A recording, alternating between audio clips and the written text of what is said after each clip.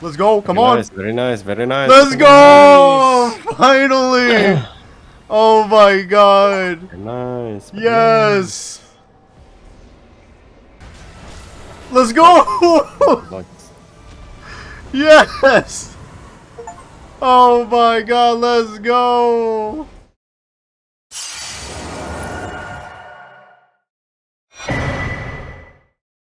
Hello everyone, today I want to talk about Elden Ring Nightreign. It has been quite some time since the game has initially launched, and I am a bit slow when it comes to playing these games and also covering them, because initially I wasn't trying to cover this game, especially I'm not really a Souls player, even though yes, I have played some Souls games here and there, and I guess you could say I am somewhat experienced at this point. I still don't consider myself a Souls player.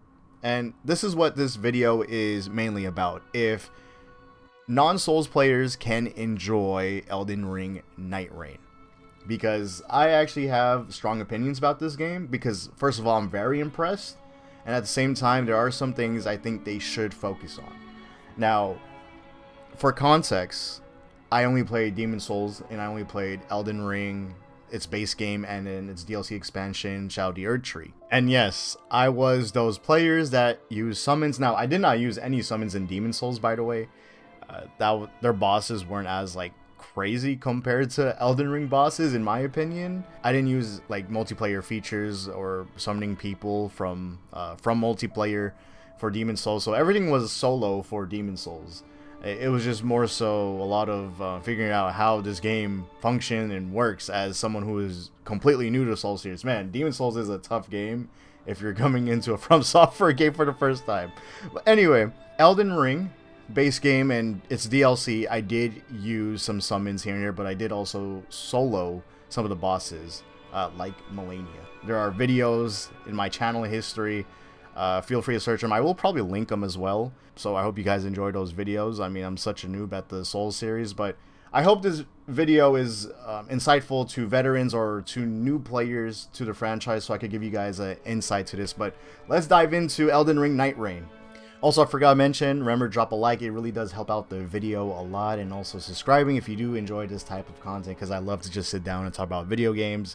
But anyway, Elden Ring Nightreign, how is it? And did I really enjoy it? First of all, I have not finished Elden Ring Nightreign, but I did progress pretty far to the game where I'm getting kind of close to the very last boss. I think I'm 3 or 4 bosses away. And it's also, it is kind of hard to schedule with the boys on playing Elden Ring Nightreign, because I usually play with them than randoms, but the randoms are actually really good as well. I know a lot of people have been talking about how Nightreign has a lot of bad random players, but to be honest with you, I think people are just learning and understanding how the game flows, because it is a roguelike. For those who don't know, it is a roguelike. It's a 3-man squad PvE type game that has battle royale mechanics along with roguelike mechanics with that Souls flavor into it. And it sounds crazy, honestly.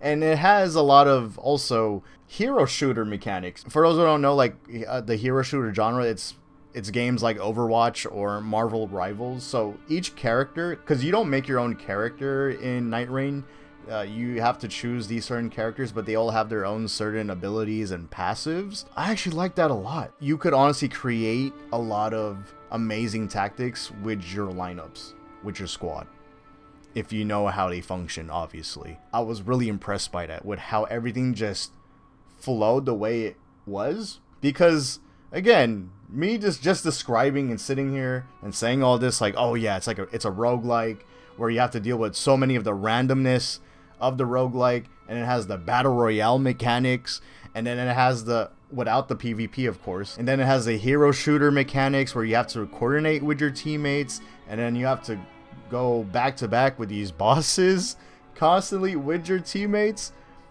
It sounds tough and crazy. For whatever reason, it actually flows well, and I actually like it a lot. I never expected to like it. I wasn't even looking forward to it when they first announced it, when I heard it was a multiplayer game.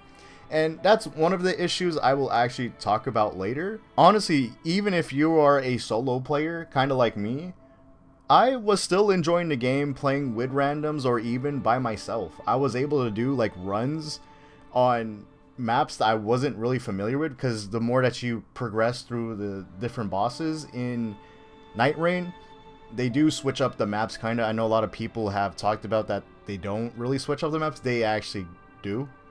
It's just not as like super drastic, but they definitely do switch up the maps, and you really have to know your routes in the game. It's not like a traditional roguelike where you're gonna, I mean, even in a traditional roguelike, you still basically go through the same maps over and over again.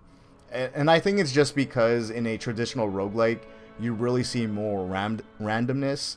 More good runs are very, very apparent compared to Nighreign, where you really have to be strategic on your run. And things are actually pretty static on the things that you get for the game. There is some improvisation, obviously, in certain parts of the game where it makes it feel like a battle royale, because they also added like the circle, the zones, and you have to get away from the storm. And honestly, as someone who is very familiar with the BR genre, and you guys are probably surprised by that for those who follow the channel, because I don't really cover any shooters or multiplayer games. I play a lot of Fortnite. I used to play a little bit of Warzone, but I used to play a lot of like multiplayer games, like multiplayer shooters way back then. And you know, I obviously played them like off stream. I'm not really into like Warzone, but Fortnite is really my jam right now, or it's been for a long time already. I'm like the experienced Fortnite player hopping into Elden Ring, and I have some Elden Ring knowledge because I really went through a lot with the base game and DLC.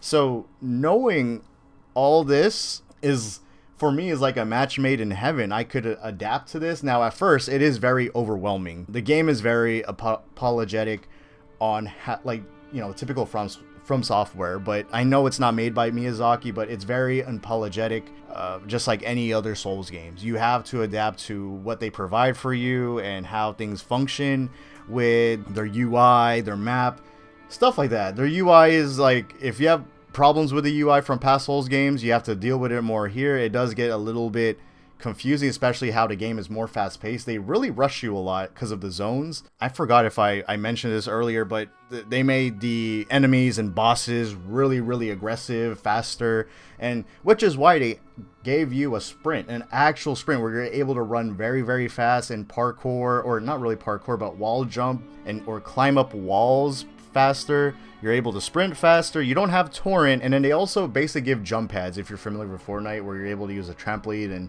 jump across the map and glide across the map. Well, in Elden Ring, they basically have that mechanic. I mean, they pretty much had it in base game with like how you were able to jump super high with torrent, but they basically have that in Nighreign.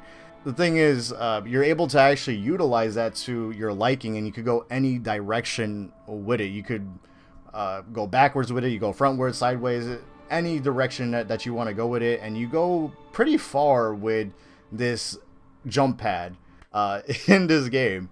So the game really caters to itself being a very fast-paced game, because my first session, my first night with the game, not in-game, because, you know, it's funny because you have to survive 3 days if you go in a session, but I'm talking about IRL, real life stuff.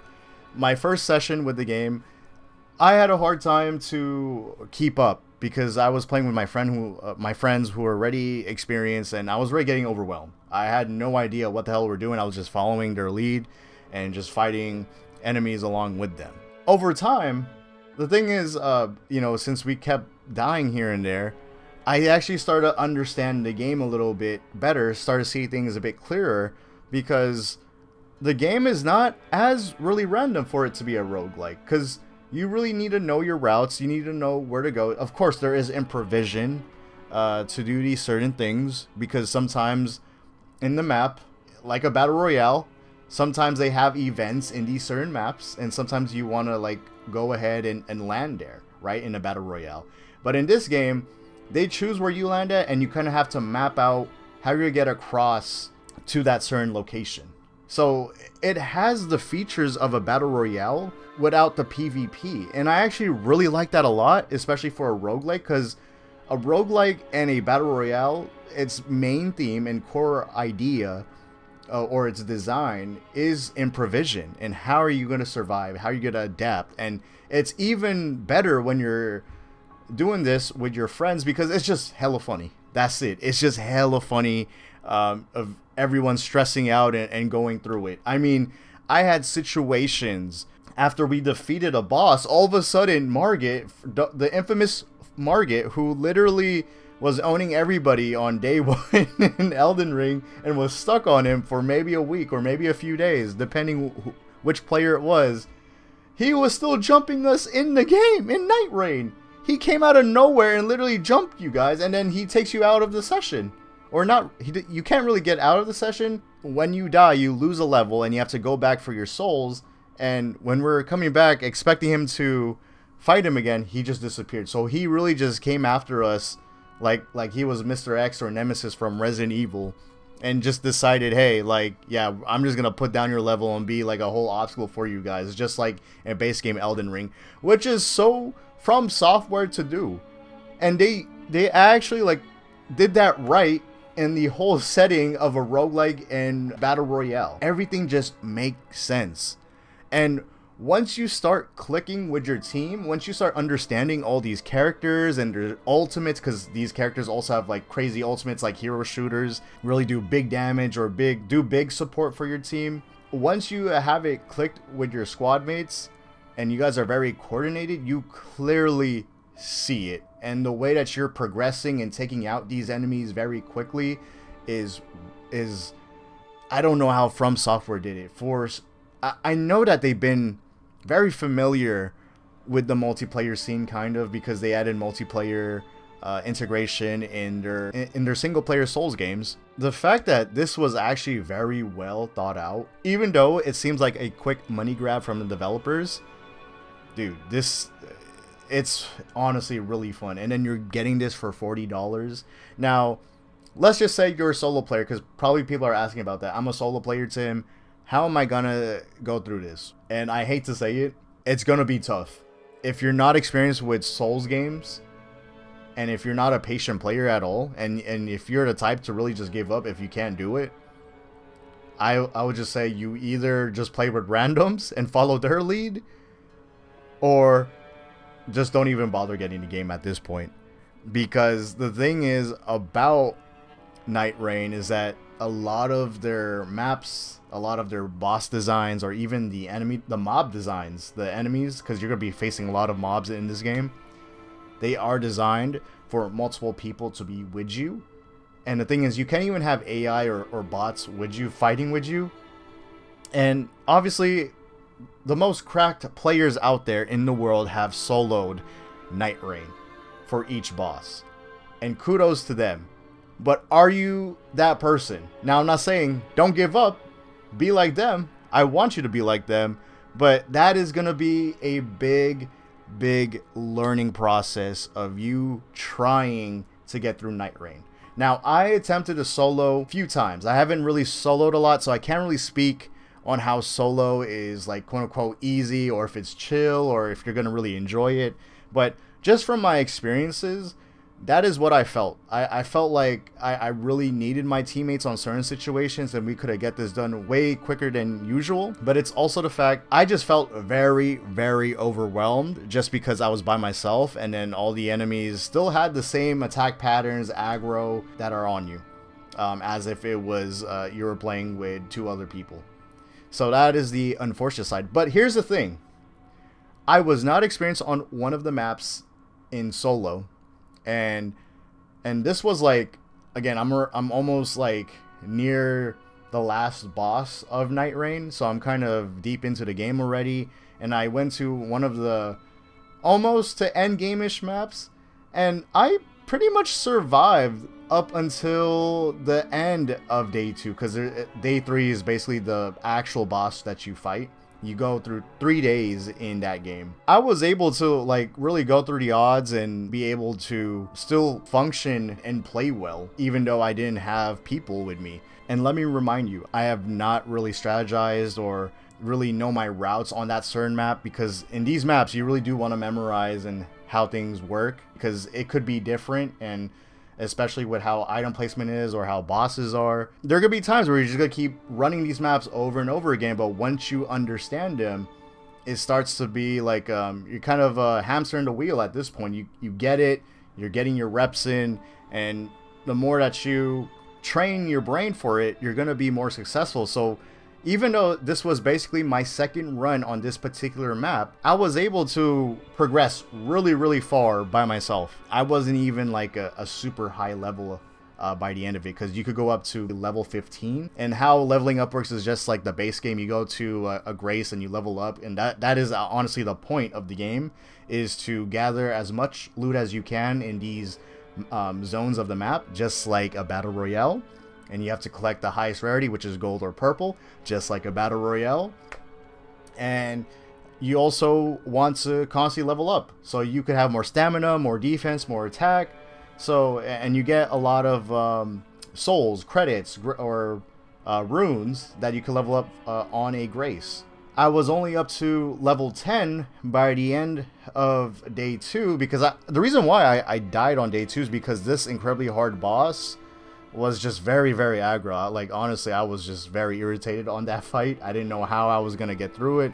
But again, you never want to have that mindset when you play these type of games. You want to keep going at it. Don't give up on it. You gotta be positive on these situations. I'm not even kidding or trying to be corny. The fact that like I was able to do damage on the boss and be able to go as far without really knowing my routes was fantastic. I was like, dang, so if I keep probably playing this, I will get it down and eventually fight the boss. Because once you start to memorize these things, just like it's like as if you're replaying your playthrough in any Souls games, you're gonna really understand how things work. Things start to flow properly, it'll start clicking, and it's also just like how a roguelike is. So again, it is going to take a lot of training, a lot of time when you're solo compared to when you're playing with 2 other people. But the thing is, you gain a lot of experience from it on knowing how to approach. But it's also the fact it is a Souls game. You have to remember that. Like, even a regular Souls game, like any other previous Souls titles, it's like you running back to the boss over and over again. After you die. A lot of people talk about, oh, basically running to these bosses are like 40-minute runbacks, but to be honest, like that's the same concept that you could say for roguelikes as well. Don't have that mindset of saying like, oh, I don't want to play this because I want to do a 40-minute run back to the boss. And I get why other Souls players say it, because it does make sense. It's kind of like that. It is a roguelike at the end of the day. You're still randomness that you have to deal with, getting different abilities or weapons and certain events that you have to go through. It really depends. You can't really predict certain runs, because there are certain runs where I had no clue and I just had to adapt to that situation. But those situations make those things very exciting and thrilling for your playthrough, especially if you're playing with other people. Again, it just creates hilarious scenarios as well. It's really just for the moment. Also, the game is very short.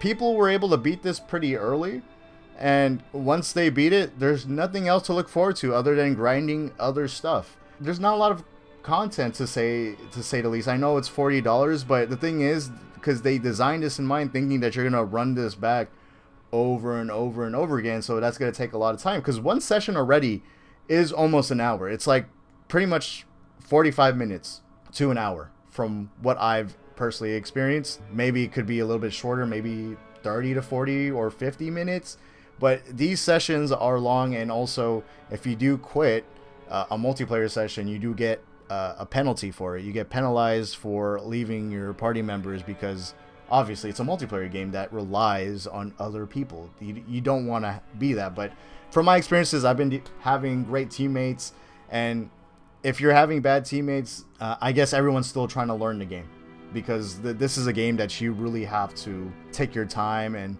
understand each and every mechanic. And there's a lot of little mechanics that are very important. So I'm still learning the game, even though I'm deep into the game. I guess this is where I want to talk about the cons, because as much as I think this game is actually very innovative for the Souls franchise, because I'm just very impressed how They managed to have the Battle Royale genre, the Roguelike genre, and then their own genre, the Souls genre, into one. Oh, also like some mechanics from the hero shooter genre, and add it all into one and make it work on their end is amazing. And I also like how it's very, very fast paced. But that's the problem with the game. Even though the game is designed to be very fast paced, and I do enjoy the fast paced mechanics of the game is still mechanically works as if it's base game Elden Ring. The only thing that is fast for your character is obviously if your character wields certain weapons, right? If it's like a light weapon or whatnot, it still has that stiffness. It still has that slow sort of combat from base game Elden Ring. I feel like one of the biggest issues I had with Nighreign was the fact that the game just doesn't seem as balanced. Not in terms of difficulty, but in terms of how things just work in general. Where, okay, if you're making fast-paced bosses, enemies, or even sub-bosses, or like, I don't know how I would describe the sub-bosses. Like, bosses, I'm not talking about like the final bosses, but, you know, bosses in these maps, right? In order for you to get a lot of runes and also abilities or weapons, because you have to fight bosses in each zone of the map, right, to get these certain loot or passives. I just generally feel like, okay, if they're very aggressive and fast-paced, how come I can't necessarily be aggressive and fast-paced as well? Now, again, it is possible if you're very, very, very coordinated with your teammate, but that is a lot of coordination happening. It's for a game that doesn't have voice chat, a game that really expresses for you to really go wins solo with randoms, issues with multiplayer that are not really about the game, but it's really how the game functions for everybody, if you know what I'm saying. So anyway, what I'm trying to say is that stuff like where I'm dealing with aggressive enemies along with my teammates, but the boss is incredibly fast, so we end up running out of stamina because we're trying to dodge for our life. Especially when you're a melee character, you have to be up in their face and hit them. But there's so many attacks that they do in one combo, one combo string that they have.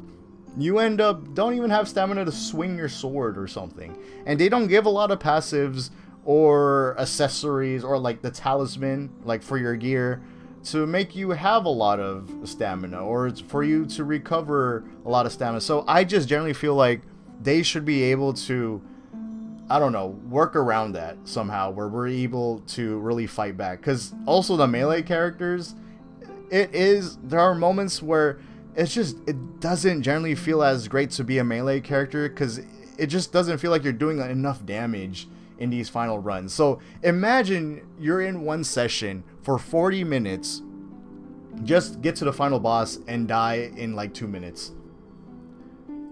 You know, so it just comes to that point where it's like, why is the game so aggressively difficult at moments? Now, of course, like, I understand it's a roguelike as well. Maybe it's up, you choose your build, but also maybe the run just screwed you over.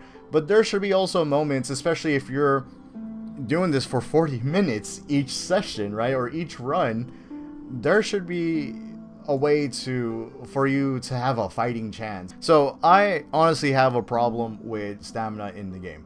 Stamina is one of the main issues, just because you deal with so much aggressiveness compared to base game Elden Ring and even Shadow the Earth Tree.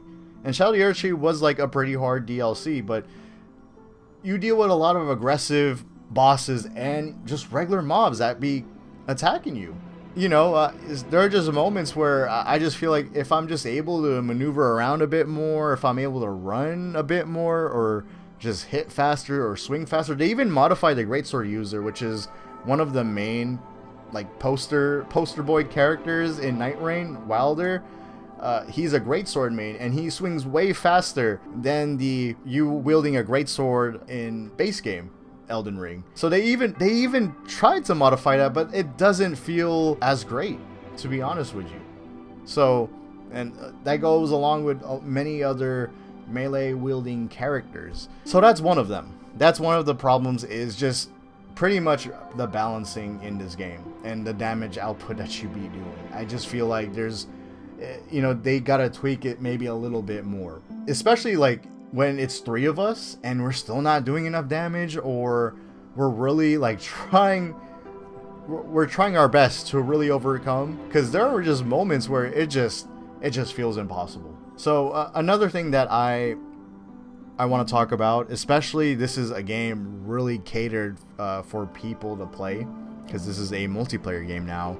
Please redesign the UI. I understand that this game was sort of made quickly, I think within 2 years or so, for their future titles, that they make life quality changes to their UI, because it is just hard to read sometimes, or hard to just work. So just for it to work. I was very confused how to solo. I was very confused how to queue up with my friends here and there. The game is just very, again, like I said, very unapologetic. It's just the typical From Software stuff that you know if you have played the previous games. I didn't even know that each character has important quests where they're able to receive awards, like permanent upgrades or gear for your character to rock throughout these runs, because throughout the game, the more that you do these runs, you get like actual gear that you could equip for each character, and that's actually a pretty nice replay loop, by the way. There's more replayability, just so that you could have better loot by the end of these boss rushes, you could say. It's funny enough, it's kind of like, it kind of feels like Monster Hunter sometimes. I know I said it in the past, not to compare Souls games with Monster Hunter, but with this game, maybe it kind of has that. It kind of has that feeling. Since this is a game that you want people to play, you have to cater to everybody. At least add life quality changes so people could understand what's happening. The fact that I didn't even know, I'm experienced with the Souls games, or at least with Elden Ring, and the fact that I didn't even know that you have remembrance quests, and those are important quests to do for each character, because throughout the game, it's like their little storylines, you could say, which you could still play with your friends. It's just with your perspective, and then they assign you to do like a quest during your run or mission, which is like a fun way to implement it. I actually like it, but it's also confusing because they don't really tell you. I mean, they do tell you what to do, but the game is so fast paced where you just end up ignoring it, and there has to be some sort of streamlining to this, which is what I'm just basically trying to say. There's a lot of inconveniences when it comes to UI, when it comes to making the player understand your UI. The fact that I didn't even know I have a bunch of quests now to do with each character, because depending how many times you play the character, eventually these quests will pop up. And I would love to do these quests, but the game is very fast-paced for these runs. But it's also the fact that I wish they really tell you what you need to do. Of course, they tell you and they kind of mark it on your map, but like they told me pick up like flowers they marked flowers in a mine cavern, and I'm like, where the hell the flowers would be at? And I'm like, I don't have time for this. I have to run out because time is ticking. The zone is coming, or the storm is coming after me. I have to get out. So there are moments like that where it's just inconvenient for the player overall, because you don't want to really throw for your teammates either, because these runs are important for everybody. Speaking of how things are functioning, another one that I generally do not like, I literally do not like, is the targeting system, especially when there's multiple enemies. The game was just not designed for having multiple enemies on screen and for you to target as many mobs as possible, which is why there are times, which is why I say like the game, they have this whole concept in mind and it actually blended in well, but how the game just naturally functions with the skeleton of Elden Ring, it just doesn't work out. Like, they actually would need to make more time to create this game in order for things to really flow really properly, like, or mechanically, because the targeting system is probably one of the worst things I actually ever dealt with. Especially like if I need to revive a teammate, because in order to revive a teammate, you have to hit them multiple times depending on their revive gauge. Because if they went down multiple times and got revived multiple times, you got to hit them so many times, and they're pretty much dead at that point. And that's what I mean, where I wish we could swing faster or have more stamina, because they really punish you for going down. So and you could get taken down so easily in this game during your 40-minute run. I do wish that at least give us more stamina, something like that. But yes, like or these enemies and then trying to target your teammate, it just ruins the camera and the way that you're swinging your weapon or trying to aim somewhere. It ruins the flow of things, and then bam, you get hit from behind or from the boss, you're dead, everybody starts going down, there's one person left, and then it's just over. It's just genuinely a hard game just because mechanically it's not functioning as properly. That is honestly the biggest gripes that I have with Nighreign, is just how it functions, and I do wish for some balance changes. I do want the game to be a bit more. I'm not saying I want the game to be laid back. They don't have to do that. I just want the game to be functional, whether you're a solo player or whether you're playing on duos or even on trios. Just make the game work. I want the UI to look better. I eventually got used to reading the map, but the way that it functioned at first for me, the way how visually the map looked to me, it was just so messy. Like there's just so many markings on the screen, and then it's all very small. You have to always manually zoom in on the map to see where you're going at. Stuff like that. I never had a hard time in a battle royale game, in a shooter battle royale game, where I felt like the map was the worst thing in the game. That is one of the most important things in the game. Your map, the rotations really do matter, your routing and everything. And I never complained about maps ever in a battle royale game. And I know Nighreign is not really a battle royale game, but the fact that I could not read the map as properly over time, I just get used to it. It was just very annoying to go through, especially how the game was initially very overwhelming at first. Alright, to wrap it up, I'll give my final thoughts or impressions to Elden Ring Nightreign, and I generally do think it is a great game, especially with their boss fights. I think their boss fights are the most insane and crazy cinematic fights that you'll go through in the Souls series, but it's also the fact that mechanically they work for 3 players. They actually added, I forgot to mention this earlier in my positive section of the video, where they added MMO mechanics for, like, as if you're in an MMO raid. So there are things where you have to worry about spacing or positioning. Sometimes you have to take aggro while your other teammates have to do damage while it's being distracted, or there are other things that you have to attack, then the boss, like you have to get the additional enemies, that sort of stuff. And I actually like that. It actually flowed properly and well, kinda, for these boss fights, especially if you're in a coordinated team. Let's go on to the topic again of if someone who is a non-Souls player would enjoy it. I don't think they would, just because they would have to deal with a lot of the stuff that From Software is notoriously known about and very unapologetic about, and if they're really willing to kind of get over that. Because the thing is, once you do get over that, it does become a fun game, just like any other Souls game. Once you get over the certain rules that they have or their standards, it is a generally fun game, and it starts to really click. So it's really up to you if you want to really, if you're very open-minded to these situations, if you want to get over with these certain type of games mechanically. And I think non-Souls players would enjoy it, especially if you're the type to really just play with a group of friends. But let's say you're a solo player, I think the solo stuff is a completely different topic.